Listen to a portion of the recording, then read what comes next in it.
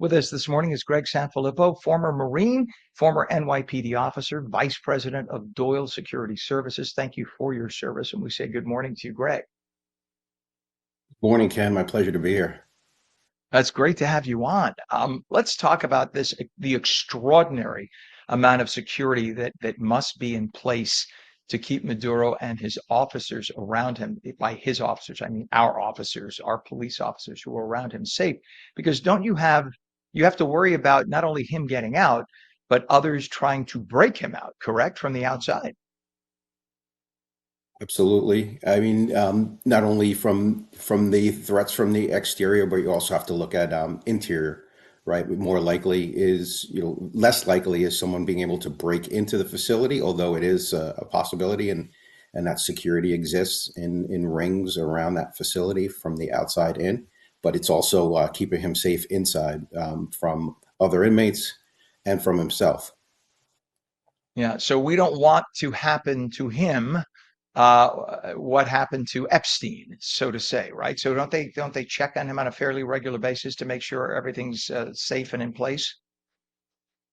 Absolutely. Both him and his wife would be under constant surveillance, making sure that they can get Maduro to his court appearances on time and safe. So do they do anything to prevent him from harming himself? Would they like keep no sheets, only plastic sheets in there or things like that? Well, what's the protocol? This is in Brooklyn. For those that don't realize, this is the Brooklyn uh, the metropolitan facility that's in Brooklyn, the federal facility. So this is top-notch security there, supposedly, right? But what do they do to prevent him from potentially harming himself? Yeah, top-notch security, but it's also one of the largest federal jails, detention centers, right? So you have that challenge of keeping someone safe from themselves and others.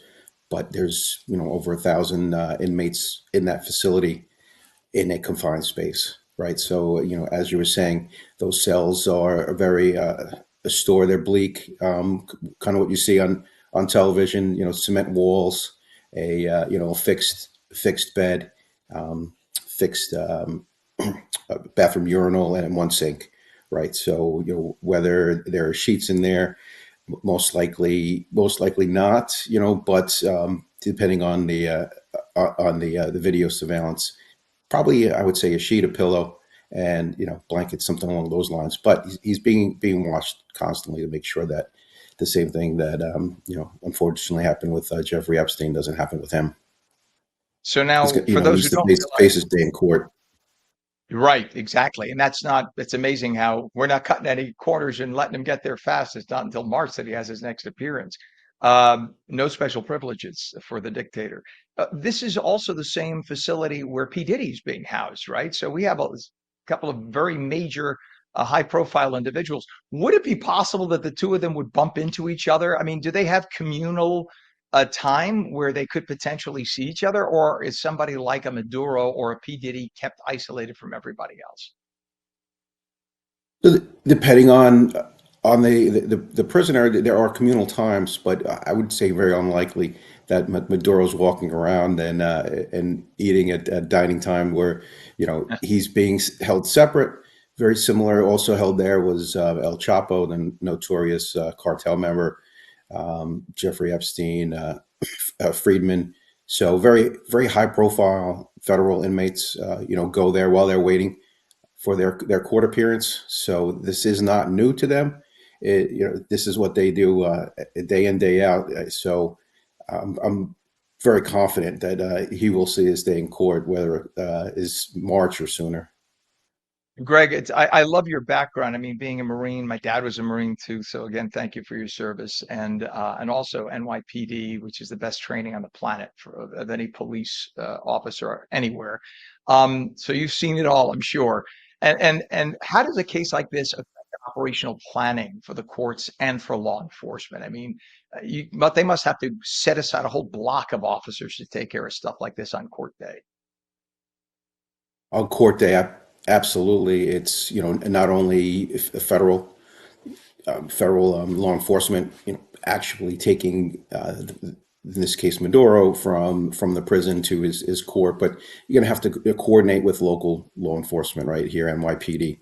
So making sure that the route is safe, making sure that the receiving on both sides, because it's New York City's 8 million people and 16 million during the day when you factor in people working and tourists. So it's and a high profile, right? So where do and there's inevitably there'll be protests on both ends. So where does the NYPD allow the protesters to stage?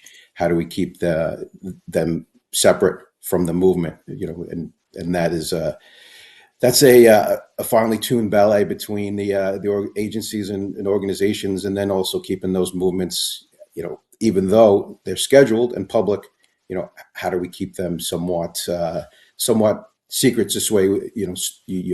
You're not running into someone that's been able to plan on those routes and times. Sure.